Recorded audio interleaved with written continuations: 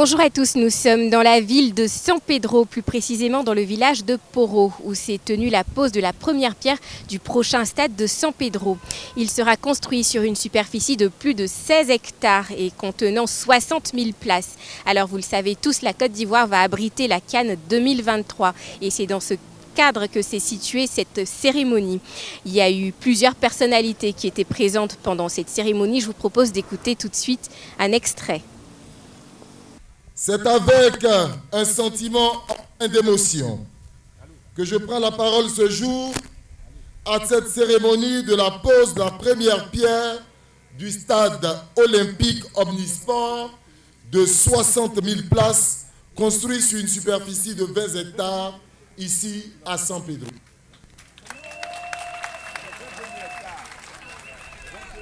Ce joyau architectural est fait pour bâtir la CAN 2023, mais sera pour notre jeunesse un facteur catalyseur de la pratique du sport de haut niveau dans notre région. Cet édifice s'inscrit parfaitement dans la politique d'émergence qu'il prône, dont l'un des piliers vise à doter nos villes d'infrastructures de pointe dédiées à la pratique du sport de haut niveau. Je voudrais donc vous demander, population de San Pedro, avec à leur tête les chefs, de vous lever pour faire un banc spécial à son Excellence M. Alassane Ouattara, président de la République de Côte d'Ivoire. Le ministre Félix Anoblé, maire de la ville de San Pedro, a également annoncé la construction d'une école de formation en sport qui portera le nom de Didier Drogba. Je vous propose d'écouter tout de suite Didier Drogba à la suite de cette annonce. C'est une fierté déjà d'avoir mon nom associé à ce centre qui sera un centre d'excellence. Et je suis vraiment fier de la Côte d'Ivoire et du travail qu'on est en train d'effectuer pour fournir aux populations des stades de qualité, des infrastructures de qualité pour cette CAN, mais aussi pour le développement de la ville de San Pedro. Alors, en termes de développement économique, et pourquoi le choix de la Côte d'Ivoire pour l'organisation de la CAN 2023? Les ministres Adama Bictogo et Dan Paulin nous ont fait un petit éclaircissement. Regardez. Ce qu'il faut retenir déjà, c'est un grand événement parce que la construction de ce stade va permettre de créer près de 500 emplois pour San Pedro et va permettre à San Pedro de bénéficier donc des retombées économiques, c'est-à-dire que plein de gens vont venir s'installer pour la construction. Donc forcément, au plan économique, c'est un gain important pour San Pedro, mais surtout, ça vient donner à San Pedro une image, un environnement qui attirera encore beaucoup plus d'autres investisseurs. Et pour la jeunesse, c'est un bon vecteur d'épanouissement.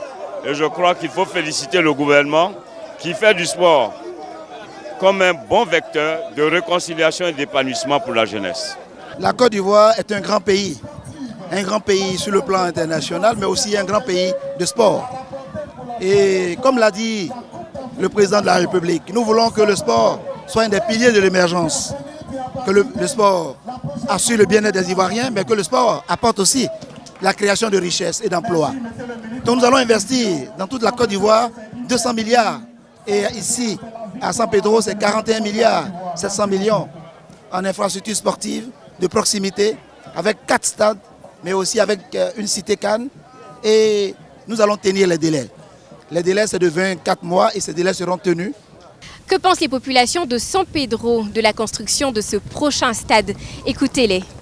Ce stade représente pour San Pedro et pour tous ces jeunes-là un lieu d'espoir.